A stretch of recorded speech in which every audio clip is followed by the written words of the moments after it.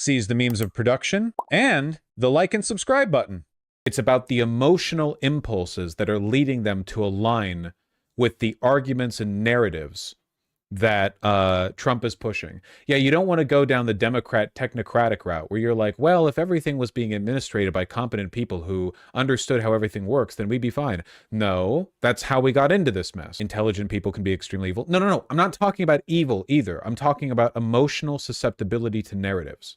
Getting swept up in the idea. You feel this ennui, you're lonely post-COVID, you feel like nothing matters, the government never does anything good for you, everything's stagnated, you feel like you have very little trust in society. Like these narratives are what drive people to follow these paths, more so than a misinformed belief on tariffs. I don't know, it sounds like a skill issue.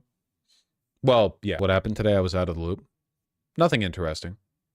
I feel like I have to acknowledge this, by the way, because it'd be a fool not to, since it's like history and all. Cory Booker actually did it. I know you already know that. You've seen the news. You're a smart fella, not a fart smeller. You've seen it. Still pretty cool. Still pretty neat, huh? Here's a couple snippets. Nay. Behold, Lord, here I am. And so I confess that I have been imperfect. I confess that I've been inadequate to the moment. I confess that the Democratic Party has made terrible mistakes that have given lane to this demagogue. Armhole too low. I confess we all must look in the mirror and say we will do better. And it's not just defining ourselves what we're against. We, the next generation, as the baby boomers are leaving the stage, the last baby boomer president, we have to say that we're going to redeem the dream. We're going to dream America anew. We're going to start talking about bold things that don't divide people, that unite people.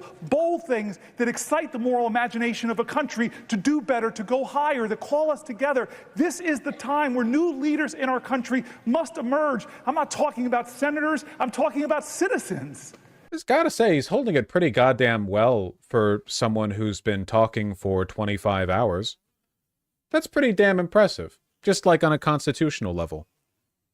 Senator Booker says he didn't eat for days, stopped hydrating before history-making speech. I'm surprised he didn't pass out. He's got to be pretty physically healthy to do this, you know? And unlike Thurman, you know, who had to, like, he got a 3-hour in break and then he pissed in a cloak closet or whatever. He just stood there, you know? It's very, very, very impressive. Oh, hello, pygmy hippo. Don't see what that has to do with what I'm talking about, but you know. He's also vegan. I did not know that he was vegan. Booker saved a woman from a fire in 2012. Oh, that's pretty cool. He rushed inside the 2-story building looking for residents with his 3-man security detail in tow. As the mayor. So he was just walking around after getting an interview as the mayor, and he and his security detail just ran into a burning building? All right, okay. Jesus, all right, okay. All right. Not cynical enough to not let something like that stand, you know? And now it's our generation. We have to redeem the dream. We have to excite people again. He, in the highest office of our land, wants to divide us against ourselves, wants to make us afraid, wants to make us fear so much that we're willing to violate people's fundamental rights. We're willing to go after the speech on college campuses. We're willing to go after law firms, go after the freedom of the press. Don't let him do that. Don't become like him. Be an American that says, I look to the future and I'm excited. Yes, things are tough right now. They're hard, they're scary, they're hurting, but we can overcome this. Our American history, if it's nothing else, American history, if it's nothing else, it is a perpetual testimony to the achievement of impossible things against impossible odds. We are a nation that is great, not because of the people that are trying to whitewash our history, to remove great people, Native Americans, black people, and women from our military websites. I don't want a Disneyfication of our history. I don't want to whitewash history. I don't want to homogenize history. Tell me the wretched truth about America, because that speaks to our greatness. And so what do I want to people to do? It starts with us, man, and you're doing it. I've seen courage of my colleagues. We're doing it, but we have to do more, and I'm sorry. I'm not going to be a politician that's going to say, we are going to do more for you. I'm going to be a politician. I'm going to be a leader that demands more from America. Some JFK shit right there. I yield for a question while retaining the floor.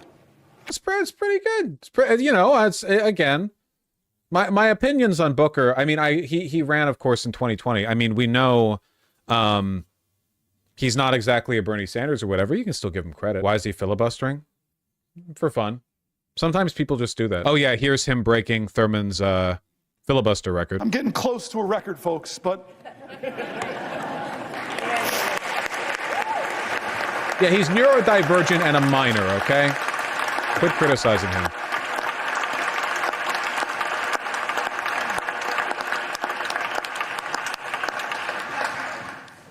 there's a room here in the Senate named after Strom Thurmond. To hate him is wrong. Well, Maybe my ego got too caught up that if I stood here, maybe, just maybe I could break this record of the man who tried to stop the rights upon which I stand. I'm not here, though, because of his speech. I'm here despite his speech. I'm here because as powerful as he was, the people were more powerful.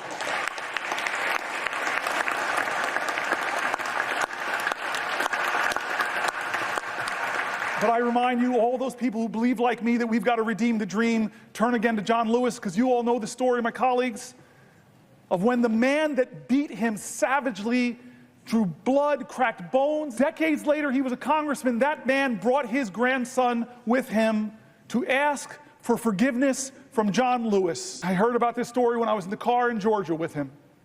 What did you do, John? This man that so viciously beat you, wounded you, bruised you, battered you. What did you do when he came to ask you for forgiveness? What did you do? And a good Christian man of faith, simply said, every one of us needs mercy. well, Every one of us needs redemption. I forgave him. I hugged him. We wept. And I looked at the boy. This nation needs you too. thanks for reminding us you're a liberal. Well, you can't let people forget, right? Here's him finally yielding. Let's get back to the ideals that others are threatening. Let's get back to our founding documents, that those imperfect geniuses had some very special words at the end of the Declaration of Independence. It was one of the greatest in all of humanity declarations of interdependence.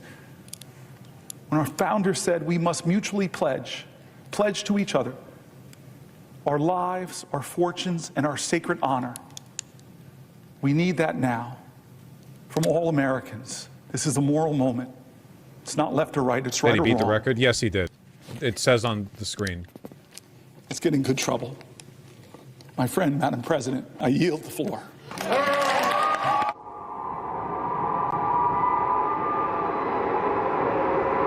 He blew the dang mic out. There you go. I do like get in good trouble. That's a good line. Schumer tried to get him to yield. Well, Schumer tried to get him to yield for a question, not yield the floor. John? Would the senator yield for a question? Chuck Schumer, it's the only time in my life I can tell you no. I just want to tell you a question. Do you know you have just broken the record? Do you know how proud this caucus is of you? Do you know how proud America is of you?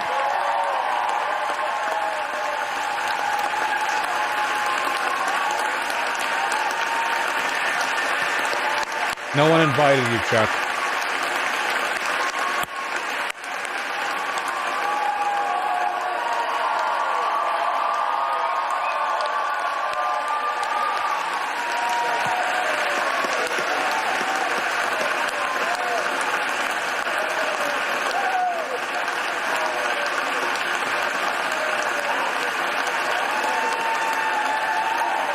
Is he really trying to be involved in Booker's accomplishment? You guys need to put your thinking caps on a little bit before you talk. He's the Senate Minority Leader. Of course he's here. What do you think he wouldn't? Do you think he wouldn't be here?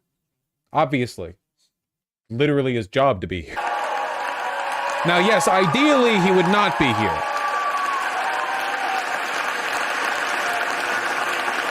Ladies and gentlemen. Ladies and gentlemen. Ladies and gentlemen. Ladies and gentlemen.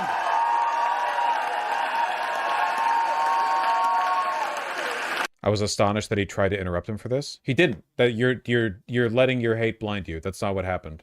He asked the Senator Booker if he could yield for a question, which has happened dozens of times throughout this speech. That's not an interruption. The hate has blinded you. That's not, yeah, it's not yielding the floor. Anyway, honestly, you know, I'm sorry for being a cringe liberal Hillary Clinton, I'm with her stan or whatever the but it's just, you know, it's pretty impressive. Can't really be mad at it. To be candid, Strom Thurmond's Here's him after the record always kind of just really irked me. That he would be the longest speech, that the longest speech on our great Senate floor was someone who was trying to stop people like me from being in the Senate. So to surpass that was something I didn't know if we could do, but it was something that was really, as we got closer, became more and more important to me.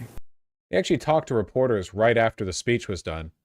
It's on Forbes breaking news, so I'm assuming the top comment is on his race. Hey, Forbes video editor, how do you f up the sound this badly? Never mind, that's the sort of thing I would ask. Very, restroom for 25 hours. Did you find a way to use the restroom? I've heard way worse Can you audio. talk to us about that? A few things. One is I was very aware of Strom Thurmond's record since I've gotten to the Senate. I always felt that it was... Oh, it's also desynced. Yeah, well, I don't care that much. Yeah, it's good. The something like it's people don't like this because they say it's performative. And then I don't know, like they forget that politics is all performative. I don't know. You know, one of the main reasons that Republicans have been able to gain so much ground in the public eye is because they're always doing stuff, right? Always performing, always getting in front of the camera, always yelling, always this, always that. And the Democrats just kind of like sit back and meander. Like, yeah, it's you obviously, you need to take constant public space. You need main character energy to push us through this. And I don't think that Cory, well, there are people who have less main character energy than Cory Booker. Obviously, you know, he's not Bernie Sanders, he's not AOC, but he's doing well given who he is. So gotta take what you can, right? But the type of performance matters though. Sure, and this is fine. A record-breaking, you know, Senate filibuster being conducted by a black man to beat a record set by a segregationist trying to filibuster the 1957 Civil Rights Act. I don't know. Seems fine. It seems okay. I don't know. I'm not that mad about it. I did like his bit where he talked about how he and the Democratic Party have failed to meet the moment. I thought that was pretty nice. You know, yesterday I learned Strom Thurmond has a had a secret black daughter, and yesterday I said never ask a white supremacist the race of their girlfriend or their own race. To be honest with you, they're all like Filipino or something. I don't know why. No one's figured it out yet. She was a 16-year-old maid, if I recall correctly. That sounds like the kind of thing a person who would do a 24-hour filibuster to block the Civil Rights Act would be into. Yeah. I'm not going to look it up. I'll just believe you. I do not believe a significant portion of Republican voters know what they voted for. Dude, no one knows what they voted for. There are literally like multi-millionaire middle managers for banks that are like, we didn't think Trump would actually do the tariffs. We didn't realize it wasn't a bit. We thought he was doing a bit, you know? It's no one knows anything. Okay, you have to grab the narrative. It also closed the Senate till Monday, blocked the SAVE Act from getting voted on. Why is the Senate closed right now? Because they hate doing their job. I never bother to keep track of when they're doing their damn job. The House is closed. Yeah, Congress. But he said in literally every speech that he was going to impose tariffs and deport migrant workers, and people still somehow thought grocery price was would go down. Yeah, and you know what? You're not any better than them. I'm sorry, I reject, you cannot gaze into the abyss too long and thus become what you hate, okay? The reason we're in this mess right now is because the people with the money to finance these elections think that democracy is an impediment to not only their interest, but to society's interests. I don't think Elon Musk necessarily thinks he wants to the entire planet over for himself. I think he thinks that he would be the greatest God King to ever rule, and everything would suddenly make sense, and he would be able to steer mankind to a glorious future. I think he thinks that. I think a lot of megalomaniacs think that way. I don't think most people think of themselves as evil, you know? You don't want to fall into the trap that they fell into of like, well, the problem is that people are stupid. I say people are stupid on stream all the time, and it's true, but that's not the underlying cause of this, okay? And you know how I know that?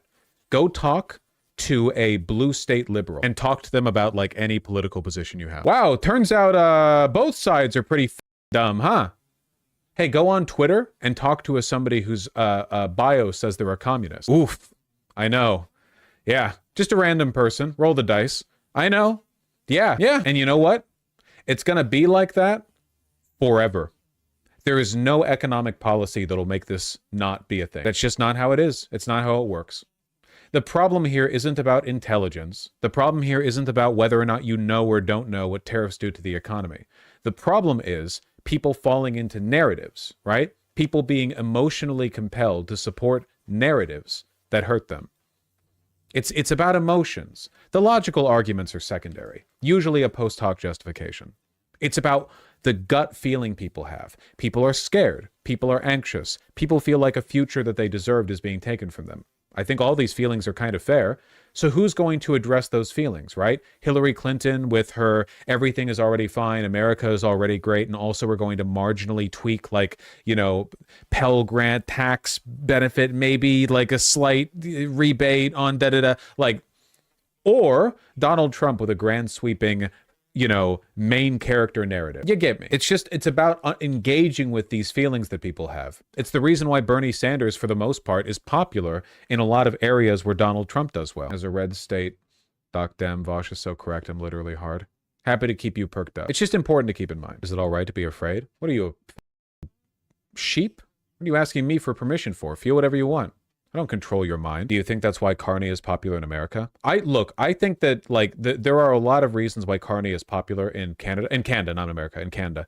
But like, that's less of it. Like the narrative there is one of Canada being betrayed for no reason by America, their closest partner. And Carney being the alternative to a guy who sucks up to Trump. Obama had a narrative too bad it was all horseshit. Yeah, but before people figured out it was horseshit, he won by some pretty big margins, didn't he? He won bigly. So the point is that it doesn't matter if the narrative is true. Yeah, it basically doesn't. The narratives don't get passed through Congress. Narratives aren't bills. Narratives are ways you sell an idea. You can package the same set of policies in different narratives all you want.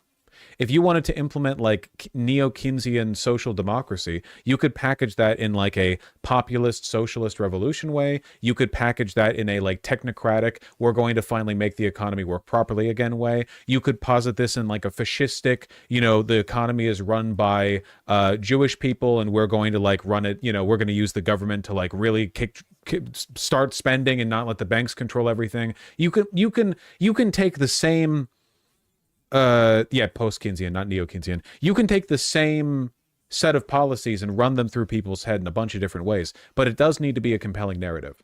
Now, I think it would be much better to posit those ideas more honestly in like a socialist, you know, making the economy fair again kind of way than in an anti-Semitic way. But the point is, like, it needs to be thought of as an extra layer to politics, right? You can't just assume that because your policies will work that people will like them. It's a stupid thing to believe. You can't chastise people for being stupid just because you failed to sell them on your idea. You're a politician. That's your job. Stock futures are in the toilet. Yeah. We'll see how things pan out tomorrow. Man, following the news, it's really tiring these days. I really do have the hardest job in the world. It's crazy to think about. All those firefighters and child cobalt slave miners and such. I hope they feel a bit of comfort late at night as they drift off to sleep, knowing that they're not at the apex of the pyramid. You need cobalt? No, I'm more of an indigo guy myself. I've got like indigo dyed t-shirts, indigo dyed Henley shirts. I've got an indigo dyed sweatshirt, jeans, obviously, indigo dyed jackets. Those hand-loomed denim jeans that I have are actually natural indigo, not synthetic. So it's got a green tint to it. Anyway, not relevant. Indigo comes off all over everything. Yeah, but don't worry about it too much if it does, you know? Indigo isn't like most other dyes. If it rubs off on stuff, it can usually be removed. Stained my phone once. I've gotten a stain on my neck from a indigo dyed bandana. US dollar tanking. I don't know if tanking is necessarily the right word here. Like, it's a big drop, but it's only from 103.9 to 103.54. It is funny though. Also, the damn markets aren't even open, okay? Okay, what do I have on the list? Somebody emailed me this. What is the... Bernie Sanders admits Biden failed to tackle illegal immigration. Nyeh. Liberal senator says in interview Trump was right to crack down on fentanyl, making sure our borders are stronger. I wonder if... I've felt this way about Bernie for a while, so this isn't like new for me, but I have a feeling that he hasn't updated his talking points in a very long time. And one of the reasons why he speaks so insistently on the talking points we all know him for is because he's legitimately not that up on a lot of other stuff that's going on. You know, he's had the same border talking point since at least the mid 2000s. Yeah, I don't think it's necessarily him kowtowing. It's just like, I don't know. This is why he says Elon is smart.